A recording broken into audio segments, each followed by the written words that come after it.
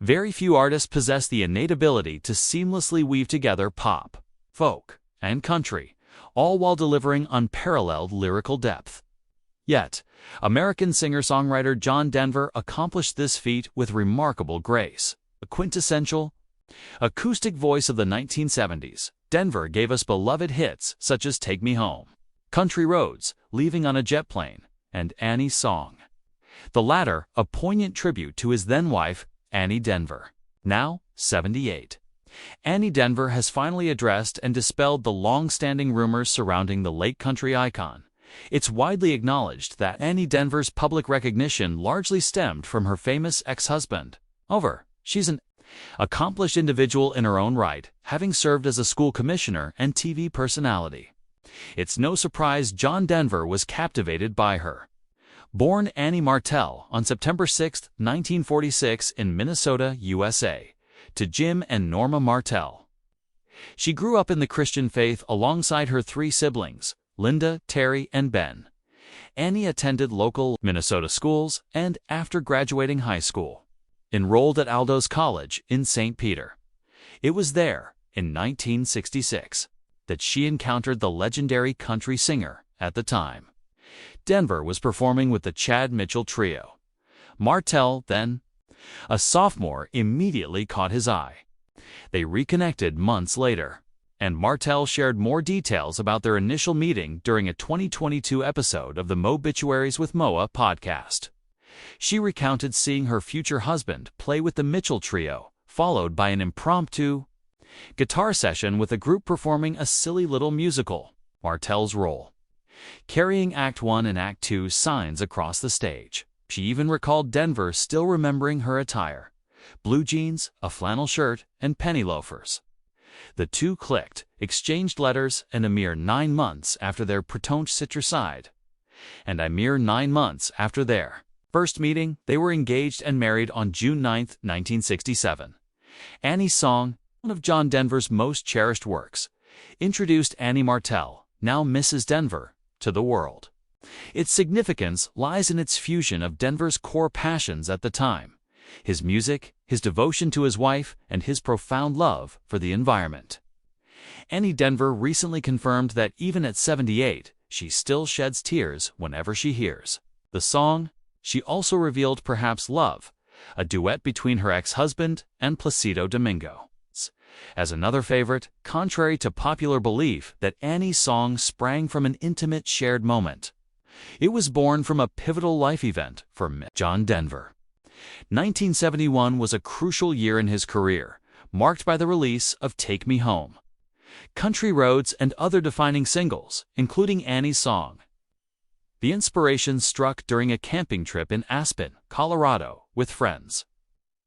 Denver, a devoted nature enthusiast, quickly fell in love with the area, which also inspired his hit, Rocky Mountain High. Eventually, the Denvers moved there, building a home and raising their family. One day in 1973, John Denver rushed home, creatively charged by their surroundings. According to Annie Denver, he wrote the song after one of their many arguments, during which they had set aside their differences to reconcile. In a good mood, Denver went skiing. While sitting on the Ajax chairlift on Aspen Mountain, the song simply came to him. He immediately wrote it down upon returning home, completing it in under 10 minutes. Annie Denver shared, "Initially, it was a love song, and it was given to me through him. And yet for him, it became a bit like a prayer. It's comforting to know that Annie's Song serves as a lasting testament to the love shared between Annie and John Denver." The couple, unable to have biological children, adopted a son and daughter, Zachary, John, and Anna Kate, whom they cherished deeply. Sadly, their love wasn't to last. In 1982, after 15 years of marriage, the Denvers filed for divorce. Each party offered their perspective on what led to the split. John Denver believed his escalating success and unwavering commitment to his work strained his relationship with Annie. He even suggested they had begun drifting apart in their final years together. Being a popular singer in his prime demanded extensive time on the road, performing gigs and shows, which also contributed to the divorce. I think my success and my commitment to the work that I do certainly had an effect on Annie's and my relationship," Denver stated in a 1983 appearance on The Russell Hardy Show. He elaborated, "I think over the last 4, 5, or 6 years, we started drifting away from one another, and part of it had to do with the amount of time that we spent not together and the things that I got locked into and not being together, and then an inflexibility when we got back together to sort of integrate the other's life into our own." In contrast, Annie cited their youth and immaturity in handling John Denver's sudden rise to stardom as the primary cause of their breakup. She found his celebrity status and its accompanying pressures so overwhelming that she felt she lost her own identity. Despite their differences, they maintained an amicable separation. Annie Martell has remained single to this day, while John Denver remarried. Did you know? Rumors have circulated that Annie Martell has passed away, but this is untrue. She continues to live in her Colorado home with her children and grandchildren. Their marriage may have been short-lived, but their amicable separation with Annie Martell remaining gracious toward her ex-husband is noteworthy. This is particularly surprising given the scandals and controversies that later surrounded John Denver, especially his tragic death, which we'll discuss shortly. Having covered Annie Martell Denver, it's only fitting to delve into the life of her ex-husband, John Denver. Born Henry John Deutschendorf Jr. on December 31, 1943. In Roswell, New Mexico, he would become the legendary country icon.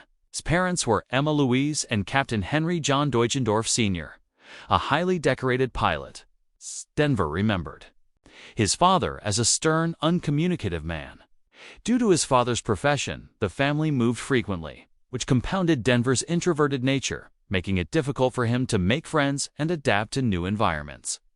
Their longest residency in one place was Tucson, Arizona. From 1951 to 1959. At age 11, his grandmother gifted him an acoustic guitar, which he taught himself to play. By college, he was skilled enough to perform at local gigs and clubs. He still used his birth name until Randy Sparks, founder of the New Christy Minstrels, suggested he adopt a more concise stage name. Thus, John Denver was born. He continued playing while studying architecture at Texas Tech University in Lubbock, also singing in a folk music group. In 1963, he dropped out of college and moved to Los Angeles to pursue music full-time. Denver performed in folk clubs for 2 more years before replacing Chad Mitchell in the Chad Mitchell Trio. The group eventually rebranded as Denver, Boise, and Johnson, featuring John Denver, David Boies, and Michael Johnson. A few years later, Denver left the band to embark on a solo career. His debut album, Rhymes and Reasons, was released under RC Delay Records in 1969.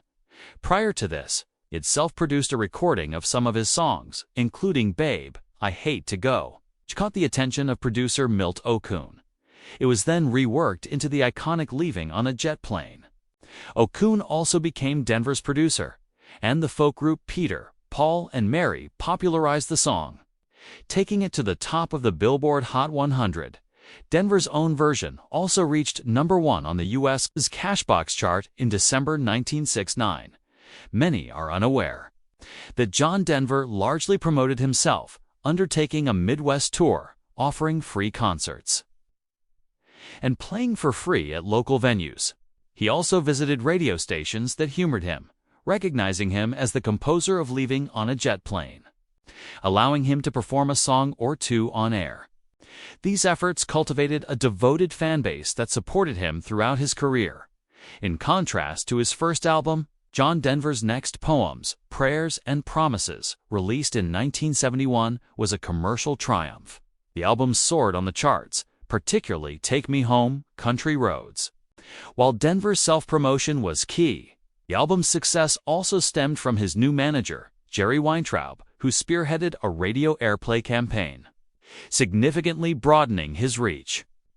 John Denver achieved new heights, cementing his popularity. In the early 70s, with hits like Rocky Mountain High, Sunshine on My Shoulders, Thank God I'm a Country Boy, and, of course, Annie's Song, Weintraub also ensured Denver had ample television exposure, securing numerous guest appearances until he eventually hosted his own shows. Rocky Mountain Christmas, his seasonal special, garnered over 60 million viewers and was ABC Network's highest-rated show at the time. The demand for the singer was so immense that he soon had his own BBC series, The John Denver Show. Naturally, Denver accumulated numerous prestigious accolades, including multiple Grammy Awards and American Music Awards, as John Denver's popularity gradually declined in the late 70s. He shifted his focus to humanitarian efforts and nature conservation. He participated in fundraising for the Aspen Camp School for the Deaf and contributed to the Aspen Valley Hospital's $1.7 million capital campaign.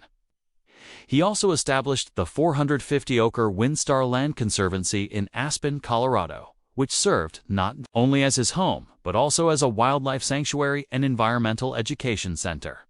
We've already discussed Denver's marriage to Annie Martell and their divorce after 15 years. What wasn't mentioned was a rather extreme incident during their asset division. Denver confessed to being so enraged that he attempted to cut their marital bed in half with a chainsaw to emphasize the finality of their split. However, insiders revealed he did this to retaliate after Martell cut down some family trees on their spend property. It was several years before Denver met his second wife, Australian actress Cassandra Delaney, in 1985. They met in Sydney, and after a short courtship, married in 1988. The following year, Delaney gave birth to their daughter, Jessie Bell, in May, and they settled into Denver's Aspen home. But like his first marriage, Denver and Delaney's union was also short-lived. They separated in 1991, with Delaney even publicly calling her ex-husband a vindictive bully, while unconfirmed. Many believe Denver's second divorce served as a catalyst for many of his struggles in later years. He was first charged with drunk driving in 1992. The following year, he pleaded guilty to a drunk driving charge after crashing his Porsche into a tree, resulting in probation. After this conviction, the Federal Aviation Administration (FAA) mandated that he abstain from alcohol if he wished to continue flying planes. Unfortunately, he failed to comply. The next year, Denver was medically disqualified from operating an aircraft. Beneath his gentle public persona, John Denver battled significant hardships. He struggled with depression and insecurity, often turning to alcohol and drug use for solace.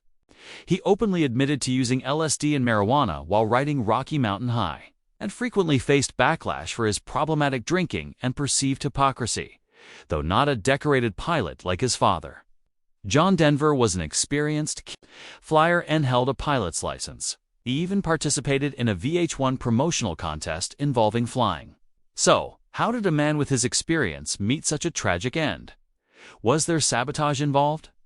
Keep listening to uncover the details before delving into the crash itself. It's crucial to understand aircraft design and safety. Like all vehicles, aircraft are built with sturdiness and safety in mind. However, unlike cars, you can't simply pull over if the engine catches fire. An aircraft would require more than a few minutes to land, and by then, a wispy trail of smoke could quickly escalate into a full-blown fire. To mitigate this, aircraft are equipped with a fuel shutoff valve in the cockpit, designed to contain and prevent the spread of fire, allowing pilots to find a safe landing field. On October 12, 1997, John Denver was piloting a Rutan Long-Ease, a lightweight home-built aircraft, when it crashed into Monterey Bay near Pacific Grove, California, resulting in his death at age 53. Numerous conspiracies and theories emerged regarding the crash's cause. One popular theory centered on the inconvenient placement of the fuel selection valve, located behind the pilot's left shoulder. Poor ergonomic design would require the pilot to release all controls to operate the valve. Furthermore, his fuel gauges were non-linear and lacked clear markings, making it difficult to accurately assess his fuel levels. Ultimately, the aircraft's design was indeed flawed, contributing to the singer's fatal plunge into the ocean. However, Denver also failed to check and enforce other safety precautions, with the plane's interface being only one contributing factor to the overall crash. Tragically, John Denver paid the ultimate price. Despite his grim end, John Denver is celebrated and remembered today for his profound contributions to music and his humanitarian efforts, which inspired and transformed countless lives. This year alone, his song, "Take Me Home." Country Roads re-entered the Billboard chart after being featured in a Super Bowl commercial. Moreover, a tribute to the country singer is set to hit theaters on July 10th, further proving his songs remain relevant and timeless. What aspect of John Denver's life or music would you like to explore further?